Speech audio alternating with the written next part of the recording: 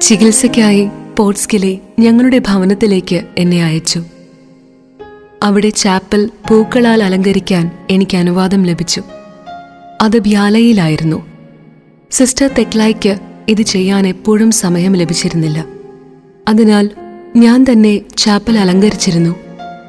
ഒരു ദിവസം ഒരു പ്രത്യേക വ്യക്തിയുടെ മുറി അലങ്കരിക്കാൻ ഞാൻ ഏറ്റവും ഭംഗിയുള്ള റോസാ പുഷ്പങ്ങൾ പറിച്ചെടുത്തു. ഭവനത്തിന്റെ പൂമുഖത്തെത്തിയപ്പോൾ ഈശോ അവിടെ നിൽക്കുന്നത് കണ്ടു. വളരെ സ്നേഹത്തോടെ അവിടുന്ന് എന്നോട് ചോദിച്ചു, മകളെ, ആർക്കു വേണ്ടിയാണ് ഈ പുഷ്പങ്ങൾ നീ കരുതിയിരിക്കുന്നത്? നിശബ്ദതയായിരുന്നു കർത്താവിനുള്ള എന്റെ മറുപടി. എന്തെന്നാൽ ആ വ്യക്തിയോട് എനിക്ക് പ്രത്യേക അടുപ്പമുണ്ടെന്ന് പെട്ടെന്ന് എനിക്ക് മനസ്സിലായി. അത് ഞാൻ മുൻപ് മനസ്സിലാക്കിയിരുന്നില്ല. ഈശോ പെട്ടെന്ന് അപ്രത്യക്ഷനായി. ആ നിമിഷം തന്നെ ഞാൻ ആ പൂക്കൾ നിലത്തെറിഞ്ഞിട്ട് ദിവ്യകാരുണ്യ സന്നിധിയിൽ ചെന്ന് എന്നെ തന്നെ മനസ്സിലാക്കി തന്നതിന് ഹൃദയപൂർവ്വം നന്ദി പറഞ്ഞു. ഓ ദിവ്യ സൂര്യനെ, അങ്ങേക്ക് പ്രീതികരമല്ലാത്ത ഏറ്റവും ചെറിയ പൊടി പോലും അങ്ങയുടെ പ്രകാശരശ്മിയിൽ ആത്മാക്കൾ കാണുന്നല്ലോ. ഓ ഈശോയെ, നിത്യസത്യമേ, ഞങ്ങളുടെ ജീവനെ, ഞാൻ അങ്ങയെ വിളിച്ചപേക്ഷിക്കുന്നു. പാപികൾക്കു വേണ്ടി അവിടുത്തെ കരുണ യാചിക്കുന്നു. എന്റെ കർത്താവിന്റെ ഏറ്റവും മാധുര്യമുള്ള ഹൃദയമേ, അനന്തകാരുണ്യവും അനുകമ്പയുമുള്ള ഹൃദയമേ, പാപികൾക്കായി ഞാൻ അങ്ങയോട് കേണപേക്ഷിക്കുന്നു.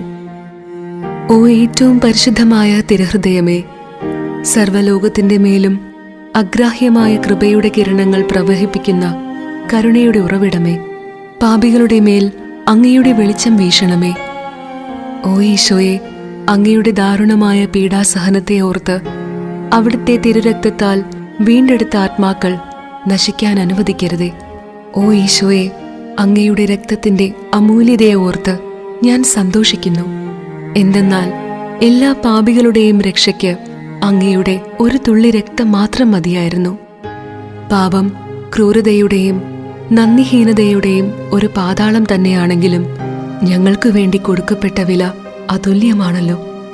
അതിനാൽ എല്ലാ ആത്മാക്കളും കർത്താവിന്റെ പീഡാസഹനത്തിൽ ശരണപ്പെടുകയും അവിടുത്തെ കരുണയിൽ ആശ്രയിക്കുകയും ചെയ്യട്ടെ.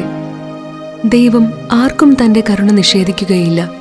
ആകാശവും ഭൂമിയും മാറ്റപ്പെട്ടേക്കാം, എന്നാൽ ദൈവത്തിന്റെ കരുണ ഒരിക്കലും നിലയ്ക്കുകയില്ല. ഓ, അങ്ങയുടെ അഗ്രാഹ്യമായ നന്മയെപ്പറ്റി ധ്യാനിക്കുമ്പോൾ നിസീമമായ ആനന്ദത്താൽ എന്റെ ഹൃദയം ജ്വലിക്കുന്നു.